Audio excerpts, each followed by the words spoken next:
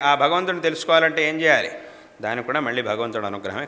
కాబట్టి వాళ్ళను కూడా నువ్వు వదిలేయకుండా వాళ్ళను కూడా అనుగ్రహించు అని అక్కడ ఉదయనాచార్యులు వారు ఇలా ప్రార్థిస్తూ ఉన్నారు. కాబట్టి ఈ రకంగా ఈ గొప్ప పరంపర, మన యొక్క సనాతన ధర్మ పరంపర అనేది ఏదైతే ఉందో, ఇది ఎంత గొప్ప సంస్కారాన్ని మనకిస్తోంది, ఇందులో ఎంత గొప్ప గొప్ప ఉపదేశాలు ఉన్నాయి, అలాగే ఎంత ఆప్త భావనతో ఈ ధర్మం యొక్క గొప్పదనాన్ని ప్రతి ఒక్క మనిషి తప్పకుండా తెలుసుకోవాలి. ఊరికే దీన్ని సగం సగం తెలుసుకొని ఏదేదో మాట్లాడే వాళ్ళు ఉంటారు, చాలామంది ఉన్నారు ప్రపంచంలో.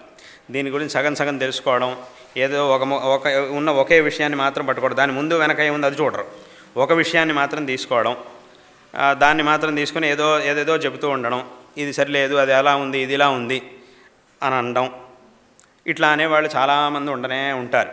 కానీ వాళ్ళందరి నుంచి అందరూ జాగ్రత్తగా ఉండాలి. అటువంటి వాళ్ళ నుంచి జాగ్రత్తగా ఉండాలి.